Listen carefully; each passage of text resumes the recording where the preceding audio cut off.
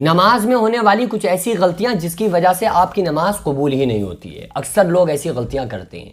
ایک صحابی آئے اور آ کر نماز پڑھنے لگے، آقا علیہ السلام نے ان کی طرف سے دیکھا اور ان سے کہا کہ نماز پھر سے پڑھو۔ وہ جب نماز سے فارغ ہوئے تو آقا علیہ السلام نے فرمایا پھر سے نماز پڑھو، تو صحابی نے کوئی سوال نہیں کیا اور پھر کھڑے ہو گئے، پھر اپنی نماز کو پڑھا۔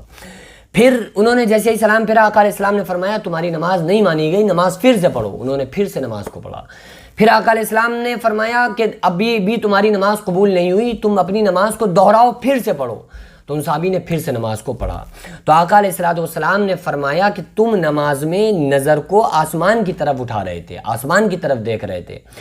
تو آقا علیہ السلام نے فرمایا کہ اس سے نماز کا خشوع اور خضوع جاتا رہتا ہے۔ ایک صحابی کو آقا علیہ السلام نے دیکھا اور فرمایا کہ وہ آسمان کی طرف دیکھ رہے تھے، تو آقا علیہ السلام نے فرمایا کہ اس کی آسمان کی طرف نماز میں دیکھنے والا آسمان ہی کی طرف دیکھتا رہے، یعنی کہ آقا علیہ السلام نے اس طرح سے جملہ فرمایا۔ تو کچھ ایسی غلطیاں ہیں جس کی وجہ سے ہماری نماز قبول ہی نہیں ہوتی ہے، بلکہ ہماری نماز آسمان کی طرف جاتی ہے۔ جب کوئی بندہ نماز پڑھ لیتا ہے نا، تو فرشتے اس کی نماز کو، اس کی عبادت کو ایک اچھے سے کپڑے میں لپیٹتے ہیں، بہت ہی خوشبودار اور بہت ہی اچھے کپڑے میں اس کو لپیٹتے ہیں اور آسمانی دنیا کی طرف لے جاتے ہیں۔ فرشتے ہاتھوں اس کی نماز کو لے کر چلے جاتے ہیں۔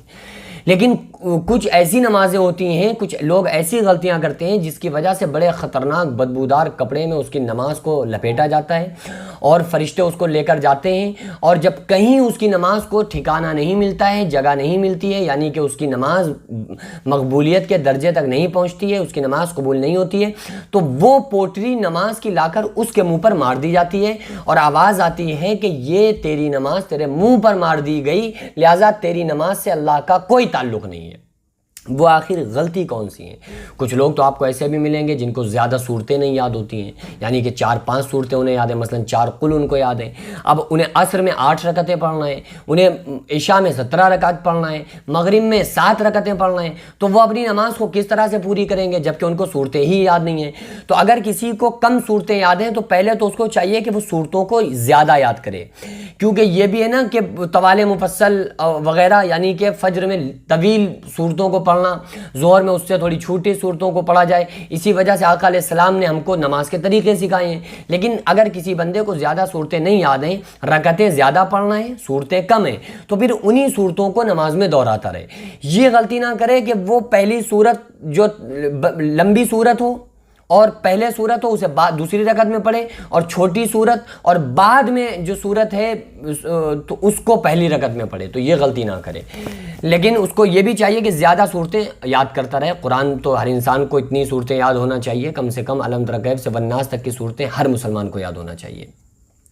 بہرحال اس کی نماز ہو جائے گی، چاہے انسان کو 2 صورتیں یاد ہوں تو انہی نماز ہر رکعت میں انہی صورتوں کو دہراتا رہے، ہر رکعت میں انہی صورتوں کو پڑھتا رہے۔ اب وہ کون سی نماز ہے جن کی نماز منہ پر مار دی جاتی ہے؟ آقا علیہ السلام نے فرمایا کہ اے لوگوں، نماز میں چوری نہ کیا کرو۔ صحابہ نے کہا یا رسول اللہ صلی اللہ علیہ وسلم، نماز میں چوری کون کر سکتا ہے اور کیسے کر سکتا ہے؟ آقا علیہ السلام نے فرمایا کہ نماز کے رکوع اور سجود کو صحیح سے ادا نہ کرنا یہ نماز میں چوری ہے۔ یعنی ابھی رکوع سے سیدھے کھڑے نہ ہو پائے تھے، فوراً سجدے میں چلے گئے، سجدے سے سیدھے بیٹھ نہ پائے تھے اور آدھا بیٹھے اور فوراً پھر سجدے میں چلے گئے، تو یہ نماز کے خشوع کے خلاف ہے۔ تو ایسی نماز جو جلد بازی میں پڑھی جاتی ہے، ظاہر سی بات ہے کہ وہ اللہ کے لیے نہیں پڑھی جا رہی ہے۔ آقا علیہ السلام نے ارشاد فرمایا جس نے دکھاوے کی نماز پڑھی اس نے شرک کیا، جس نے دکھاوے کا روزہ رکھا اس نے شرک کیا، جس نے دکھاوے کا صدقہ دیا اس نے شرک کیا۔ آقا علیہ السلام نے فرمایا نماز اس طرح پڑھو گویا تم اللہ کو دیکھ رہے ہو، اور اگر تم کو یہ خیال نہ ہو پائے کہ اللہ کو دیکھ رہے ہیں تو پھر یہ خیال کرو کہ اللہ ہم کو دیکھ رہا ہے۔ تو نماز میں پہلے تو یہ خیال کرنا چاہیے کہ ہم اللہ کو دیکھ رہے ہیں، لیکن اگر یہ حالت کیفیت نہیں بن پا رہی ہے تو پھر کم سے کم یہ خیال کرنا چاہیے کہ اللہ تعالیٰ ہم کو دیکھ رہا ہے۔ تو ہم لوگوں کو دکھانے کے لیے کتنی خشوع اور خضوع کے ساتھ نماز پڑھتے ہیں، تو جب ہماری عبادت کو اللہ دیکھ رہا ہے، ہم نے تصور میں اس چیز کو لے کے آئے ہیں کہ اللہ اور یقیناً اللہ دیکھ رہا ہے، تو پھر ہم کو نماز کو کتنی خشوع اور خضوع کے ساتھ پڑھنا چاہیے۔ اللہ تعالیٰ فرماتا ہے قد افلح المؤمنون، کہ ایمان والے وہ ہیں جو کامیابی کو پہنچے۔